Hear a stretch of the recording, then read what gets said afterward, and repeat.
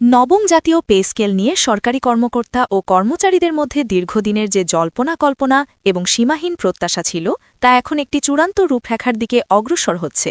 প্রিয় সরকারি চাকুরিজীবী ভাই ও বোনেরা, আজকের সকালের আপডেট নিউজে আপনাদের স্বাগতম। যারা আমাদের চ্যানেলে নতুন তারা এখনই চ্যানেলটি সাবস্ক্রাইব করুন, আর হ্যাঁ, অবশ্যই কমেন্ট করে জানাবেন আপনারা কে কোন জেলা থেকে আমাদের ভিডিওটি দেখছেন। তবে চলুন কথা না বাড়িয়ে আজকের সর্বশেষ সংবাদটি জেনে নিন। গত ৮ জানুয়ারি সচিবালয়ে অনুষ্ঠিত পি কমিশনের হাই প্রোফাইল বৈঠকের পর যে তথ্যগুলো সামনে এসেছে তা দেশের প্রশাসনিক ও অর্থনৈতিক কাঠামোর জন্য এক বিশাল পরিবর্তনের ইঙ্গিত দিচ্ছে। বিশেষ করে বেতনের অনুপাত ১:৮ বা ১:৮ হিসেবে চূড়ান্ত হওয়ার বিষয়টি এবং সর্বনিম্ন বেতন নিয়ে ৩টি সুনির্দিষ্ট প্রস্তাবনা আলোচনার টেবিলে আসার ঘটনাটি এখন টক অফ দ্য কান্ট্রিতে পরিণত হয়েছে। সরকারি চাকুরিজীবীদের মনে এখন একটাই প্রশ্ন ঘুরপাক খাচ্ছে, তাদের ভাগ্যে শেষ পর্যন্ত কোনটি জুটবে, ২১,০০০, ১৭,০০০ নাকি ১৬,০০০ টাকা? আজকের এই বিস্তারিত প্রতিবেদনে আমরা এই প্রস্তাবনাগুলোর খুঁটিনাটি বিশ্লেষণ এবং এর সম্ভাব্য প্রভাব নিয়ে আলোচনা করব। নবম জাতীয় পে স্কেল নিয়ে সরকারি চাকুরিজীবীদের মধ্যে যে আলোচনা ও কৌতূহল তৈরি হয়েছে তার মূল কেন্দ্রে রয়েছে বেতন কাঠামোর আমূল পরিবর্তন। দীর্ঘ এক যুগেরও বেশি সময় পর নতুন একটি পে স্কেল আসতে যাচ্ছে, যা শুধু কিছু টাকার অঙ্ক বাড়ানো নয়, বরং পুরো প্রশাসনিক কাঠামোর আর্থিক ভারসাম্য নতুনভাবে সাজানোর একটি সাহসী উদ্যোগ। এই প্রেক্ষাপটে পে কমিশনের সাম্প্রতিক সভা এবং সেখানে গৃহীত সিদ্ধান্তগুলো অত্যন্ত গুরুত্বপূর্ণ বলে মনে করছেন সংশ্লিষ্ট বিশ্লেষকরা, কারণ এখান থেকে নির্ধারিত হবে আগামী দিনের সরকারি কর্মচারীদের আয়, ব্যয়, জীবনযাত্রার মান এবং সামাজিক মর্যাদা।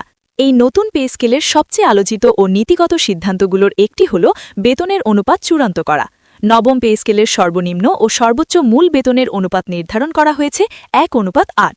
সহজ ভাষায় এর অর্থ হচ্ছে একজন সর্বনিম্ন গ্রেডের বা ২০তম গ্রেডের কর্মচারী যে মূল বেতন পাবেন, সর্বোচ্চ গ্রেডের বা ১ নম্বর গ্রেডের কর্মকর্তা তার ঠিক ৮ গুণ মূল বেতন পাবেন। এই অনুপাত নির্ধারণের মাধ্যমে আগের তুলনায় বেতন বৈষম্য কিছুটা হলেও নিয়ন্ত্রিত করার চেষ্টা করা হয়েছে বলে মনে করছেন বিশেষজ্ঞরা।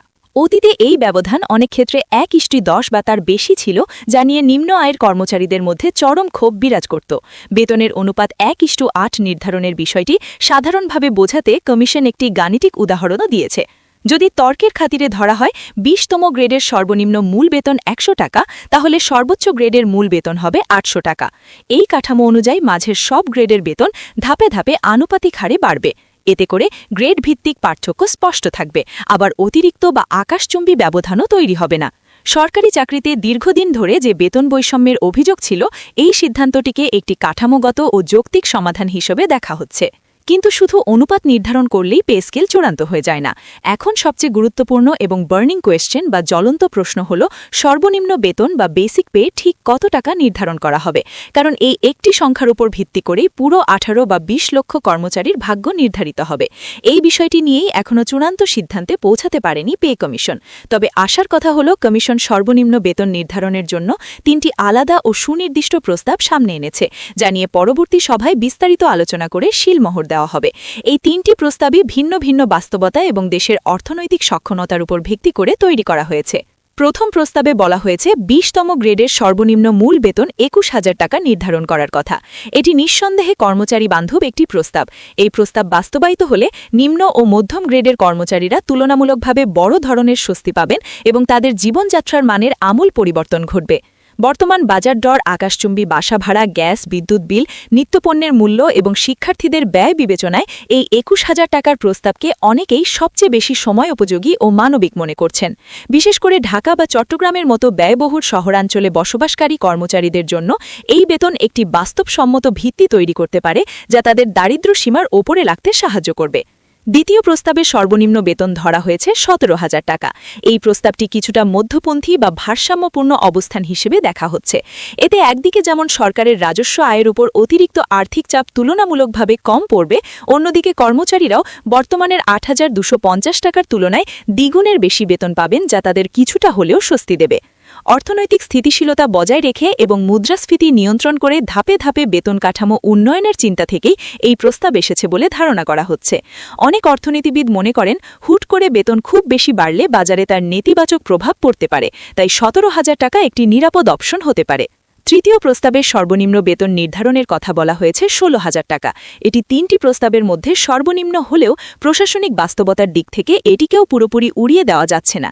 সরকারের সামগ্রিক বাজেট ঘাটতি, রাজস্ব আয়ের সীমাবদ্ধতা এবং ভবিষ্যৎ আর্থিক পরিকল্পনার কথা মাথায় রেখেই রক্ষণশীল এই প্রস্তাবটি রাখা হয়েছে বলে জানা গেছে।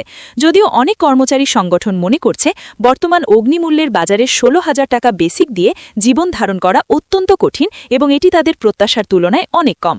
তবে সরকার যদি কৃচ্ছ সাধনের নীতি গ্রহণ করে তাহলে এই অপশনটি বেছে নেওয়ার সম্ভাবনাও উড়িয়ে দেওয়া যায় না। এই 3টি প্রস্তাবের যে কোনো একটি পরবর্তী সভায় চূড়ান্ত করা হবে বলে জানিয়েছে পে কমিশন। অর্থাৎ এখনও আলোচনার সুযোগ খোলা রয়েছে এবং 21,000 টাকার সম্ভাবনা এখনও প্রবলভাবে টিকে রয়েছে। কমিশন চায় এমন একটি সিদ্ধান্ত নিতে যা একদিকে কর্মচারীদের ন্যায্য দাবি পূরণ করবে এবং তাদের সন্তুষ্ট রাখবে, অন্যদিকে রাষ্ট্রীয় অর্থনীতির ওপর এমন কোনো অতিরিক্ত চাপ সৃষ্টি করবে না যা সামাল দেওয়া কঠিন হয়। তাই চূড়ান্ত সিদ্ধান্ত নেওয়ার আগে সব দিক গভীরভাবে ও নিখুঁতভাবে পর্যালোচনা করা হচ্ছে। এদিকে সর্বোচ্চ বেতন কত হবে সেই বিষয়টি এখনও সুনির্দিষ্টভাবে নির্ধারিত হয়নি, কারণ সর্বোচ্চ বেতন শুধু মূল বেতনের ওপর নির্ভর করে না। এর সঙ্গে বাড়ি ভাড়া ভাতা, চিকিৎসা ভাতা এবং অন্যান্য সুযোগ সুবিধার বিষয়গুলো ওতপ্রোতভাবে জড়িত। এইসব ভাতা ও সুবিধা এখনও পুরোপুরি সমন্বয় না হওয়ায় সর্বোচ্চ বেতন নির্ধারণ করা সম্ভব হয়নি বলে কমিশন সূত্রে জানা গেছে। বাড়ি ভাড়া ভাতা নিয়ে দীর্ঘদিন ধরেই বিভিন্ন দাবি ও আলোচনা চলছে। অনেক অধিকারী মনে করছেন বর্তমান বাড়ি ভাড়া ভাতা বাস্তব বাজার মূল্যের সঙ্গে কোনোভাবেই সামঞ্জস্যপূর্ণ নয়। একইভাবে চিকিৎসা ভাতাও বর্তমান চিকিৎসা ব্যয়ের তুলনায় অনেক কম। এসব বিষয়ে বাস্তবসম্মত সমন্বয় না করে যদি সর্বোচ্চ বেতন নির্ধারণ করা হয় তাহলে পুরো পে স্কেলেই একটি বড় অসামঞ্জস্য থেকে যাবে। তাই কমিশন এক্ষেত্রে কোনো ধরনের তাড়াহুড়ো করতে চাইছে না। পে কমিশনের সর্বশেষ সভাটি অনুষ্ঠিত হয় বৃহস্পতিবার 8 জানুয়ারি 2026 তারিখে। সচিবালয়ে আয়োজিত এই অত্যন্ত গুরুত্বপূর্ণ সভায় সভাপতিত্ব করেন পে কমিশনের প্রধান ও সাবেক অর্থ সচিব জাকির আহমেদ খান। সভায় পূর্ণ কমিশনের সকল সদস্য উপস্থিত ছিলেন এবং দীর্ঘ সময় ধরে আলোচনা হয় বিভিন্ন গুরুত্বপূর্ণ